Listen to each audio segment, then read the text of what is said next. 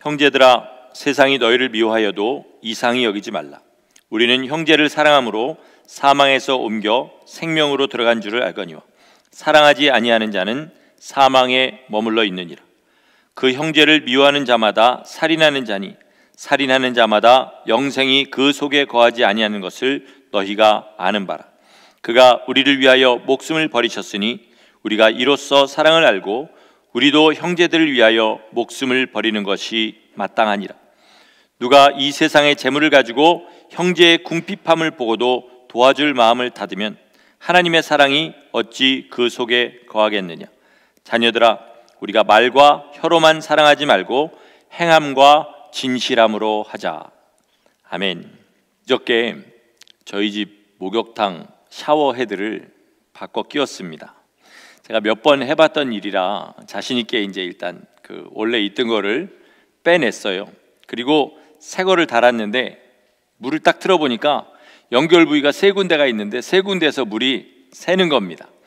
알고 봤더니 그 안에 이제 고무 패킹을 집어넣어야 되는데 잘난 척하고 설명서 읽고 했으면 될 거를 그냥 그거를 다 그대로 꼈다가 괜히 일이 몇 배로 늘어나게 됐습니다.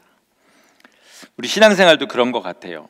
우리 각자가 자기 생각에는 다 굉장히 스스로 지혜롭게 느껴집니다. 그죠? 왜냐하면 내가 생각하는 모든 건 다 나한테 make sense가 되는 거죠. 내가 만든 음식, 내 입맛 따라 만든 음식이 내 입맛에 정확하게 맞는 것처럼 내가 속으로 생각하는 방식들이 다 내 생각할 때는 맞는 것처럼 느껴지는 겁니다.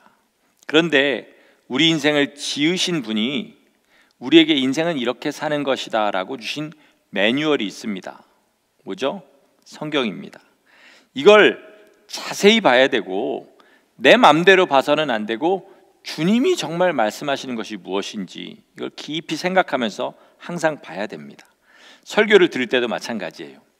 여러분 새해 주일 설교에 좀 달라진 거 못 느끼셨습니까? 시간이 10분 줄었어요. 엄청나지 않습니까? 40분 했었는데 30분으로 줄었어요. 인간의 한계가요, 성도들의 평균 한계가 25분이랍니다. 25분을 지나면 그때부터 정신이 몽롱해지기 시작하고 말씀이 안 들어온다고 그래요. 그래도 우리 성도는 보통 분들보다는 5분이 더 많을 거라고 생각하고 제가 30분 만에 끝나니까 무슨 말을 하는지, 여기서 내가 들어야 될 말은 무엇이고 순종해야 되는 말은 무엇인지 여러분 잘 들으시고 한 말씀이라도 붙들고 순종하시기를 예수 이름으로 축원합니다.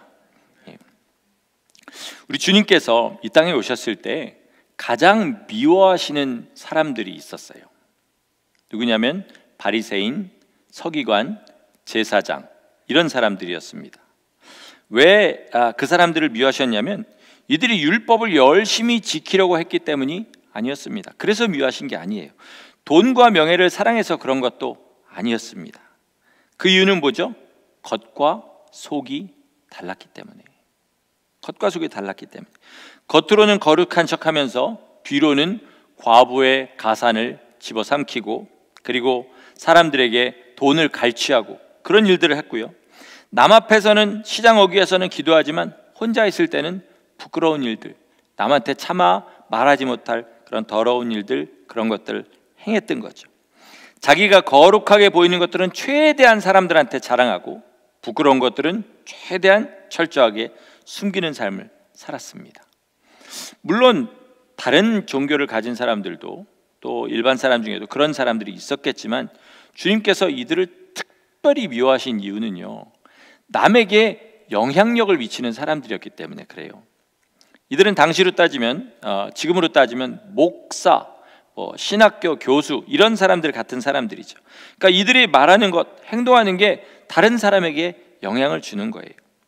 주님께서 이들한테 뭐라고 하시냐면 너희들 한 사람 전도하려고 땅과 바다를 두루 다니는데 한 사람 전도하면 너희들보다 배나 더 지옥 자식이 되게 만든다. 이렇게 책망하셨어요. 보세요. 겉으로 보기에 완벽하게 사는 삶을 사람을 하나 전도해서 가르쳐 놨습니다. 그런데 이 사람이 가르친 사람보다 배나 더 지옥 자식이 된 거예요. 왜 그럴까요? 이 바리새인이 지옥 자식이 되라고 가르쳐 준 적이 없을 거 아니에요. 그런데 왜 그러냐면 그들 안에 있는 그들의 본질이 지옥 자식이기 때문에 그런 것입니다. 지금 이 어두운 세상에요, 우리 성도가 빛입니다. 사람들이 예수님을 어떻게 알게 되냐면 우리 성도들을 통해서 알게 돼요. 교회 안에 새로 들어온 사람들이 어떻게 주님을 알게 되냐면 먼저 믿은 사람들을 통해서 알게 돼요. 그런데 만약에 우리 먼저 믿은 사람들이, 우리 예수 믿는다고 하는 사람들이 겉과 속이 다르다 그러면, 그럼 세상 사람들도 우리의 겉을 배우는 게 아니라 속을 배우게 되고요, 또 교회 안에 들어온 사람들도 겉을 배우는 게 아니라 속을 배우게 됩니다. 그래서 아무리 입으로는 믿음을 이야기해도 속으로 다른 삶을 살고 있으면 우리를 보는 사람들도 그렇게 살게 되는 거예요. 그러니까 여러분, 책임을 가지셔야 돼요. 만약에요, 우리가 가진 믿음이 가짜라면, 우리가 그저 겉으로 보이는데 우리 삶을 치중하고 산다면요, 우리도 주님이 바리새인들을 미워하신 것처럼 미움받는 사람 된다는 사실을 아시기 바랍니다. 그럼 우리 안에 진짜 믿음이 있어야 되고요, 그리고 가장 중요한 것은 진짜 사랑이 있어야 됩니다. 이게 사람들에게 가장 강력하게 나타나는 빛이에요. 오늘 본문의 말씀이 바로 그 사랑에 관한 말씀입니다. 본문의 말씀은 뭐냐면, 말과 혀로만 하는 사랑은 바리새인들이 겉모양으로만 거룩한 것과 아무 다를 바 없다. 먼저 너희 안에 진실한 사랑이 있고, 그리고 그 사랑을 겉으로 나오게 해라. 너희 안에 진실한 사랑을 가지고 그 사랑을 행하면서 살아라. 그러려면 너희 가진 모든 것을 다 남의 유익을 위해서 줄 수 있는 사람 돼야 된다. 이렇게 말하는 거예요. 제가 개인적으로 저 자신에게 가장 괴롭게 느낄 때는 언제냐면요, 억지로 해야 될 때입니다. 그러니까 겉하고 속하고 다를 때예요. 목사다 보니까 억지로 해야 되는 일, 목사다 보니까 마음에 원하는 것은 다른 건데 겉으로는 목사처럼 살아야 되는 어떤 그런 것들을 느낄 때 굉장히 괴롭습니다. 그럼 제가 뭐 항상 진실하다가 어쩌다 한번 그렇게 겉과 속이 다르냐, 그게 아니라 차라리 그것을 느낄 때가 더 제 나름대로는 주님께 가까이 갈 때라는 것을 알게 돼요. 우리가요, 워낙 더럽고 어두운 세상에 살고 있습니다. 눈으로 밤낮 보는 것이 사람들이 거짓되게 사는 것만 바라봤고요, 그리고 그런 가운데서 여지껏 살아와서요, 교회 내에서 신앙생활도 항상 뭐냐면 내 믿음보다 나를 더 과장하는 그런 일들을 먼저 배워버렸고요, 그리고 겉과 속이 자꾸 이렇게 다르게 돌아가는 그런 신앙생활을 우리도 모르게 하고 있는 부분이 많습니다. 차라리 그걸 주님께서 보여주실 때가 우리가 주님 앞에 더 가까이 갔을 때라는 그런 뜻입니다. 성도는요, 하나님 사랑하고 형제 사랑하는 사람이 성도입니다. 이걸 진실하게 하는 사람이 진짜 성도입니다. 그런데 이게 말과 혀로만 하고 겉으로 억지로 하고 안에는 아무것도 없는 것과 진짜 그 안에서 사랑이 우러나와서 하는 것은 분명히 다르다는 거죠. 이게 진실하지 못하면 여러분 양심이, 여러분의 영혼이 신음합니다. 우리의 양심과 우리의 영혼이 신음한다는 거예요. 그런데 이와 같은 괴로움이 교회 안에도 있어요. 형제 간의 관계가 너무 겉모양뿐인 것이 많습니다. 제가 이 말씀을 준비하면서 참 깊이 생각해 봤어요. 왜 우리가 교회 안에서 진실한 사랑 나누기가 이렇게 힘들까? 보니까 그동안 받은 상처가 너무 많은 거예요. 그동안 받은 상처가 제가 지난번에 제가 평생 다니면서 지금 우리 교회가 13번째, 14번째 교회인가 그렇다고 했잖아요. 미국에 와서 3번째 교회입니다. 여러분들은 지금 우리 함께 지어져 있는 교회가 몇 번째 교회신가요? 그동안 은혜를 받은 적도 있었지만 또 많은 부분에 상처를 받은 것이 있어요. 상처는 뭐 거의 다 사람에게 받지 않습니까? 그러다 보니까 항상 사람을 경계하게 되는 마음이 있고요, 또 상처만 받은 게 아니라 내가 남에게 상처를 준 일도 참 많다 보니까 섣불리 마음에 뭔가가 있어도 다가서기가 참 어려운 거예요. 그러니까 적나라하게 표현하면요, 나를 포함한 누구도 선뜻 믿지 못하는 그런 상태가 되어버린 겁니다. 그런데 가장 깊숙한 것을 보잖아요. 그럼 뭐가 문제냐면요, 내 안에 진실한 사랑이 없는 것이 문제인 거예요. 왜요? 사랑은 뭐가 자기의 유익을 구하지 않는 것이라고 했어요. 그러니까 내 유익을 구하지 않으니까 내가 누구한테 다가갔다가 상처받을 그런 걱정도 하지 않고, 내가 누군가에게 잘해줬다가 혹시라도 배신당하거나 그 사람은 상처 줄까 걱정 안 하는 거죠. 진짜로 남을 위하는 그런 마음이 나에게 진실한 사랑이 있으면 그런 걱정 안 하는 거죠. 그러나 그렇지 않고 이 사랑이 온전하지 않다 보니까 어떻게 돼요? 마음 맞는 사람들끼리만 친하게 지냅니다. 우리 60, 70명 모이는 이 교회 안에도 알게 모르게 선이 이렇게 다 그어져 있어요. 그 선이 어떻게 하면 무너지느냐, 이거를 저는 많이 고민하고 있습니다. 주님께서 뭐라 그러셨냐면, 너희에게 무난하는 사람만 무난하면 그게 무슨 유익이 있겠냐, 그게 무슨 사랑이겠냐, 이렇게 얘기하거든요. 그러니까 마음 편한 사람끼리만 서로 같이 지내는 거, 이거는 주님 보시기에 옳지 않다라는 것이죠. 진실한 사랑은 뭐냐면요, 내가 가진 것 중에 가장 좋은 것을 가장 주기 싫은 사람한테 주는 것입니다. 이게 사랑의 최고봉이에요. 우리 주님께서 그렇게 하셨잖아요. 우리 주님 안에 가장 좋은 것이 뭡니까? 우리 주님 가지신 것 중에 가장 좋은 것이 영원한 생명이에요. 하나님처럼 영원히 사는 그 생명, 그거를 주님의 원수로 행하던 우리에게 주셨어요. 이게 주님의 사랑인 거예요. 그러니까 우리도 그 사랑을 할 수 있으면 주님을 닮아가는 거죠.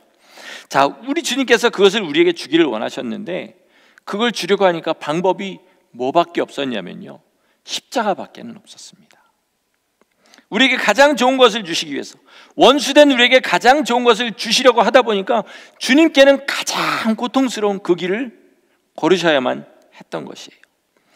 옛날 찬양 중에 이런 찬양이 있었는데 여러분 혹시 들어보셨는지 모르겠어요. 사랑이 구주를 죽게 했네, 왜 날 사랑하나. 여러분 이런 찬양 들어보신 적 있어요? 우리 주님이 왜 십자가에 돌아가셨냐면요, 힘이 없어서 돌아가신 게 아니에요. 12영이나 되는 천사들을 보내서 얼마인지 로마 사람들 다 물리칠 수 있었어요. 그런데 왜 십자가에 돌아가셨냐면 우리를 사랑하셔서 돌아가셨어요. 이게 진짜 사랑인 거예요. 이 사랑이 교회 안에 먼저 있어야 돼요. 우리 안에 먼저 있어야 되는 겁니다. 우리를 너무 사랑하셨기 때문에 이 사랑이 결국 뭐예요? 그 최악의 고통의 두려움을 이기게 한 거예요. 우리 주님께서 십자가 지시는 것 자체는 기뻐하시지 않으셨어요. 들 수 있으면 이 잔이 내게서 떠나가기를 원합니다, 이렇게 하셨지만 그럼에도 불구하고 십자가를 지신 것은 우리를 사랑하셨기 때문에.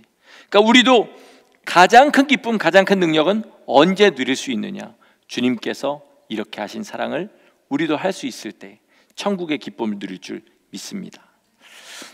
히브리서 12장 2절에 보면요, 주님께서 그 앞에 있는 기쁨을 위해서 십자가를 참으셨다고 그랬어요. 부끄러움을 개의치 않으셨다고 그랬습니다. 그러셨더니 결국 어떻게 되냐, 하나님 보좌 우편에 앉으셨다고 그렇게 이야기해요. 우리 주님이 원하시던 기쁨이 뭐였을까요, 여러분? 하나님 보좌 우편에 앉으셔서 왕처럼 다스리시는 거예요? 원래 우리 주님은 하나님이셨습니다. 천지를 지으시고 다스리던 분이셨어요. 근데 주님이 정말로 기다리던 기쁨은 뭐였냐면요, 우리가 하나님의 기쁨으로 기뻐하는 그것을 보시기를 원하셨어요. 하나님 안에 그 영원한 기쁨과 생명이 있는데, 그거를 주님이 너무 기뻐하시는 그 기쁨을 우리들도 누리는 것을 주님께서 보시기를 원하셨습니다. 그래서 그것을 주시기 위해서 십자가를 지셨습니다. 우리가 자식한테 선물 줄 때요, 자식한테 선물 줄 때 이 선물 주면 얘가 나중에 커서 나한테 더 큰 선물로 갚아줄 것이다, 이렇게 하고 주는 사람 아무도 없습니다. 오직 뭐 하나 보고 주냐면요, 깔깔거리고 좋아하는 거 보려고 줍니다. 그것만 보면 선물 준 모든 목적이 다 완성되는 거예요. 우리 주님께서 우리에게 원하시는 것이 그것입니다. 너희가 예수 믿는 기쁨으로, 물론 이 땅에서는 예수 믿는 것 자체가 참 육신적으로는 고난스럽고 어렵지만 그 나라에서 영원히 하나님의 기쁨 누리고 사는 것, 그것을 함께 즐거워하는 것, 이게 우리 주님이 기대하셨던 기쁨입니다. 이게 사랑인 거예요. 그러니까 사랑은 돌려받을 계산을 하지 않는 겁니다. 사랑을 주는 것 자체가 이 세상 최고의 기쁨이라고 합니다. 이 심리학자들의 말이에요. 뭐라 그러냐면요, 사랑을 받을 때보다 사랑을 줄 때의 기쁨이 10배가 된다고 그래요. 정서적인 그런 기쁨이 있는데요, 사랑을, 남이 나를 사랑하는구나 이거를 생각할 때와 내가 남을 사랑할 때 기쁨의 차이가 10배가 된다고 그래요. 이게 사랑을 주는 기쁨이에요. 보육원에 사는 아이들이요, 18살이 되면 이제 보육원을 나와야 되는데 그거를 보호 종료라고 불러요. 다 그런 건 아니지만요, 거기서 그렇게 보호 종료된 아이들이 사회에 나오면요, 잡을 이렇게 가지지 않습니까? 그럼 보통 3개월 맥시멈 하고 나면 그만둔다고 그래요. 근데 그만두는 이유가 뭐냐면요, 사람들이 잘해주잖아요. 그러면 왜 나한테 잘해주지? 내가 보육원 출신이라고 동정하는 건가?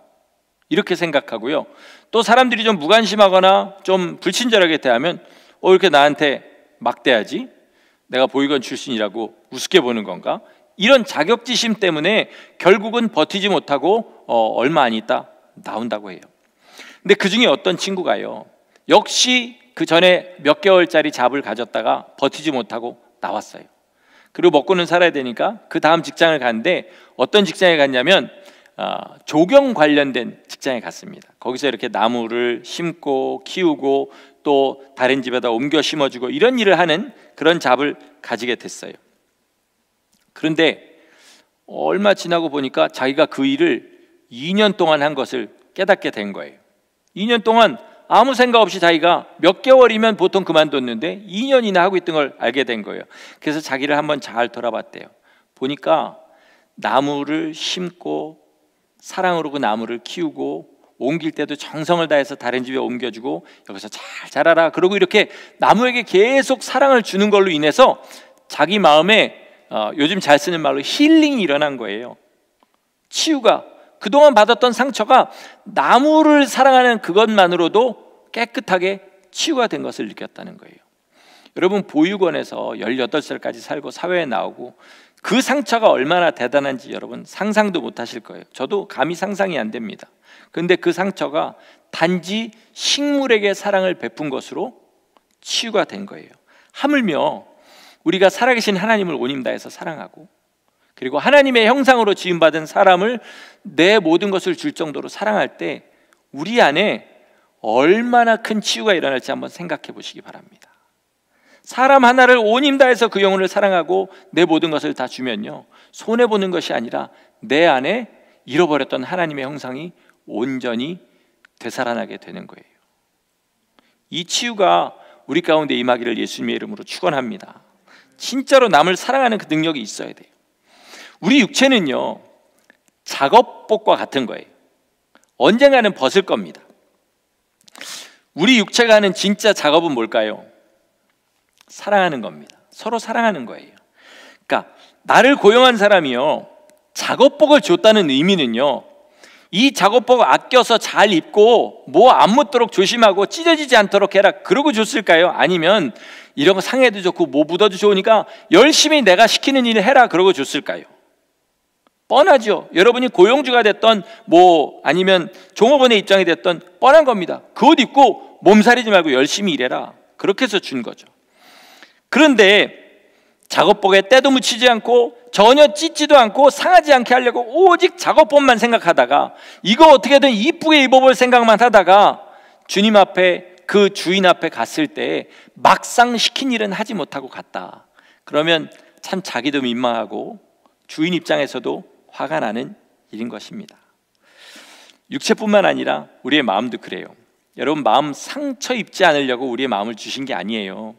예수님 마음 가지고 사람을 대할 때 오히려 그 사람이 나를 배신하고 내 마음에 상처 입고 그러면서 더 마음이 단단해지고 예수님의 마음을 알아가고 내 안에 예수님과 같은 그런 형상이 입어지도록 우리에게 몸과 마음을 주셔서 그것을 가지고 주님 뜻대로 사랑하라고 주신 것이 우리 인생입니다. 그런데 우리는 너무 이 작업복과 그 다음에 그 안에 있는 우리의 마음에 너무 큰 신경을 쓰는 거예요. 사람들이 나를 어떻게 볼까? 또는 내가 더 어떻게 하면 기쁘고 즐겁게 이 땅에 살까? 이것만 신경 쓰다가 막상 주님이 시키신 일은 잘 못하는 거죠. 이 작업복을 가장 아름답게 사용하는 것은요, 이것을 누군가에게 주는 것입니다. 누군가에게 주는 것이에요. 그것을 오늘 본문에서 뭐라 그러냐면 형제를 위하여 목숨을 주는 것이다, 이렇게 얘기해요. 근데 그것도 그냥 목숨을 주면 최고다가 아니라 목숨을 주는 것이 마땅하니라. 일반적이라는 거예요. 그리스도께서 우리를 위해서 자기의 목숨을 주셨으니 우리도 형제를 위해서 우리 목숨을 주는 것이 마땅하니라. 이 말은 목숨까지도 준다는 거예요. 그러니까 우리의 가진 모든 것을 다 남을 위해 줄 때 그것이 인생에 누리는 가장 큰 행복입니다. 믿어지지 않죠. 그렇게 살고 싶지 않죠. 그러나 막상 그렇게 했을 때 하늘에서 주시는 기쁨은 사람은 상상하지 못하는 것입니다. 제 멘토가 누군지 혹시 아십니까? 박보영 목사님이죠. 못 뵌 지가 벌써 1년이 넘게 지났어요. 근데 목사님이 하는 그 말씀 중에 제가 몸으로는 도저히 이해가 안 가지만 점점 주님을 알아갈수록 이해가 가는 말이 하나가 있어요. 그건 뭐냐면 목사님 그런 얘기 하잖아요. 나 옛날에 그 안산 시절로 돌아가고 싶습니다. 얘기하는 거 혹시 들어보신 적 있어요? 듣기만 해도 힘든 시절 아닙니까? 정말 듣기에도 힘든 그런 일들을 엄청나게 몸으로 직접 겪었어요. 그 속만 썩이던 아이들, 배신하기를 밥 먹듯 하는 아이들 속에서 또 굶기를 밥 먹듯 하는 그 시절. 근데 더 놀라운 건 그 하는 간증이 실제로 겪은 일에는 20%밖에 안 된다고 하시는 거죠. 얼마나 힘든 시절입니까? 지금은 어때요? 지금 많은 사람의 존경을 받고 계시잖아요. 한국에서 가장 영향력을 끼치는 목사님 중에 한 명입니다. 그때는 어땠습니까? 거리에 노숙자 취급받던 그런 시절이고요. 목사로 따지면 진짜 지금 제가 그 당시 박 목사님에게 되면 대형교회 목사지 않습니까? 그 정도로 아무런 존재감도 없던 시절이에요. 그런데 왜 그때가 그립다고 할까? 저는 그 이유를 점점 깨닫게 되는데 그건 뭐냐면요, 그때 그곳에 주님이 더 강하게 임재하고 계셨기 때문입니다. 지금 사역하고 계시는 곳엔 주님이 안 계시다 이런 얘기가 아니고요, 거기에 그렇게 가난하고 소외된 사람들 사이에서 자기의 생명을 바쳐가면서 그들을 섬길 때 주님이 그곳에서 그 섬김을 가장 기쁘게 받고 계셨다는 사실을 알기 때문이다. 저는 그렇게 믿습니다. 만약에 그렇다면요, 특별한 종들뿐만 아니라 성도는 누구나 다 그런 사랑을 해봐야 되는 것입니다. 제가 요즘 사랑에 관한 설교하다 보니까 얼굴도 좀 부드러워지고 목소리도 좀 나긋나긋해졌다 이런 얘기를 많이 듣습니다. 근데 그렇다고 사랑이요 그렇게 나긋나긋하고 부드러운 것만은 아닙니다. 주님의 계명 중에요, 막상 행하려고 할 때 가장 어렵고 힘든 것이 뭐냐면 사랑을 주는 것입니다.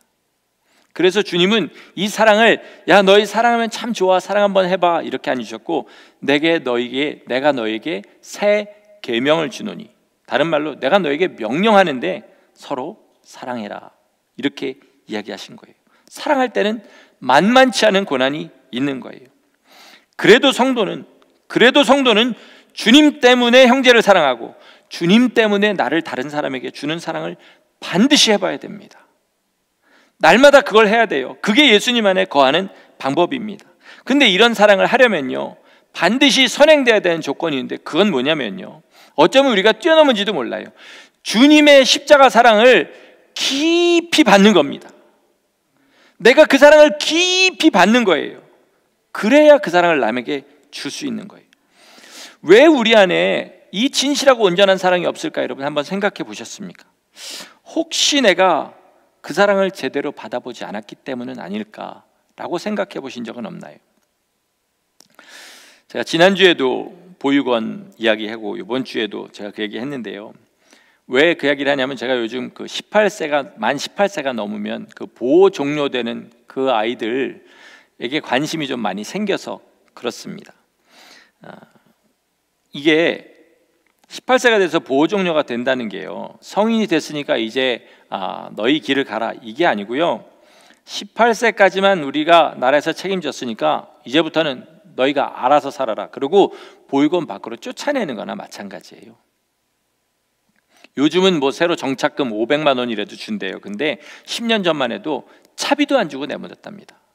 그러니까 나가면 어떻게 되냐면 세상에 대해서 아무것도 모르는 거예요. 보육원 안에서는 심부름 하나도 제대로 안 시키고, 요즘은 그렇대요. 그냥 아주 그냥 곱게 이렇게 키워가지고 그리고 내보내는 거예요. 할 줄 아는 게 아무것도 없는 거예요. 그러니까 나가서 6개월 내로 사회 최빈곤층으로 전락하는 게 이 보호종료 아이들이라고 합니다.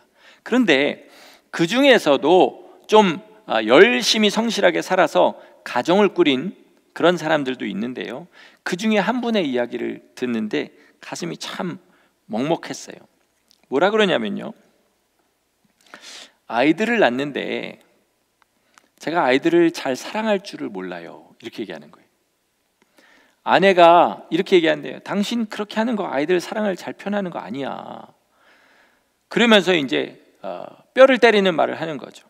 사랑이라는 거는 받아봐야, 넘치게 받아봐야 할 수 있는 건데 당신은 어릴 때 그런 사랑을 받아보지를 못해가지고 사랑하는 게 많이 서투른 것 같아, 이렇게 이야기를 하는 거예요.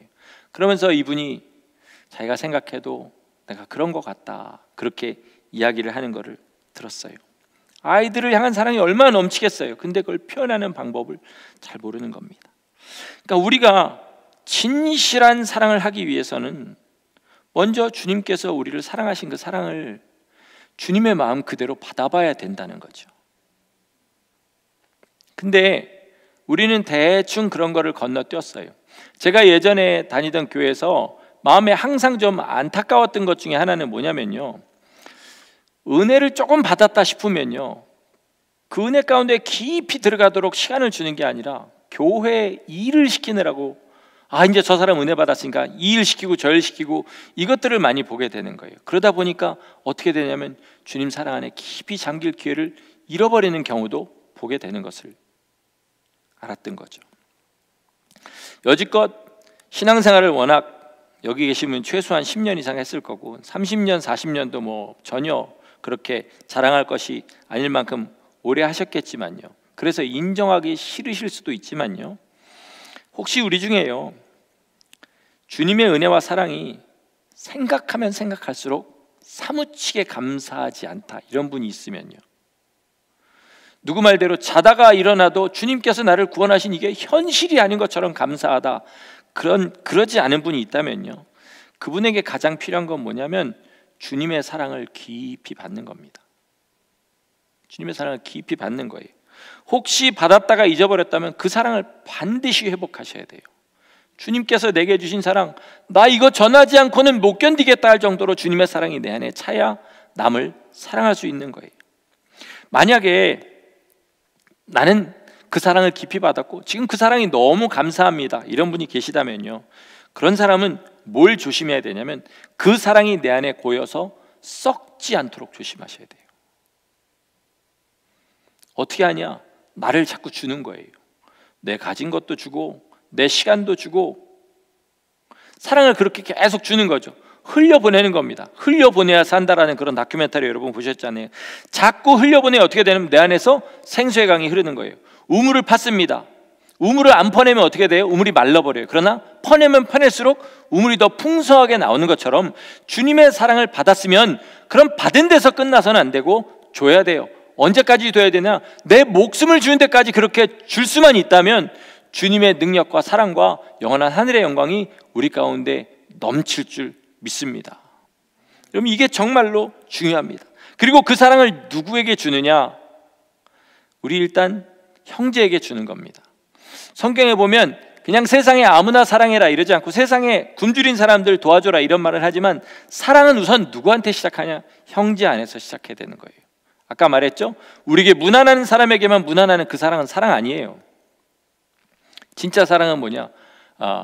교회 안에 연약한 자, 지금 도움이 필요한 사람, 그리고 아직 믿음이 온전히 서지 못한 사람, 그 사람에게 아낌없이 쏟아부어줘야 돼요. 그러면 무슨 역사가 일어나냐? 그 사람도 살고 내 믿음도 자라는 놀라운 역사가 일어납니다. 이게 주님께서 주라, 그리하면 내가 너에게 되돌려주는데 눌러 흔들어 넘치도록 주리겠다, 이게 주님의 약속입니다. 이게 사랑의 비밀인 줄 믿으시기 바랍니다. 말씀을 마치겠습니다. 보세요, 30분 만에 끝나지 않습니까? 그죠? 자식이 부모를 닮고요, 제자가 선생을 닮습니다. 나중에 믿은 사람은요, 교회 안에 먼저 믿은 사람 닮습니다. 그만큼 우리가 가진 책임이 놀라운 거예요.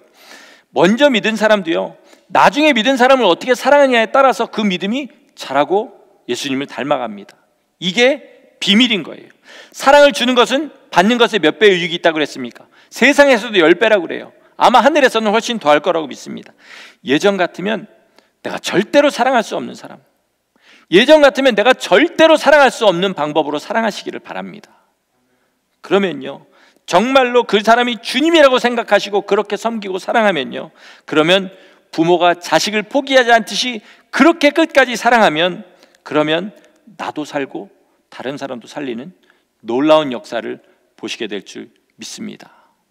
여러분, 올 한 해 우리 교회 안에 정말 이런 사랑의 비밀이 자라고 열매 맺고, 그리고 주님이 가장 기뻐하시는 모습으로 그렇게 함께 지어져가는 우리 교회가 되기를 예수님의 이름으로 간절히 축원합니다. 아멘. 기도하시겠습니다.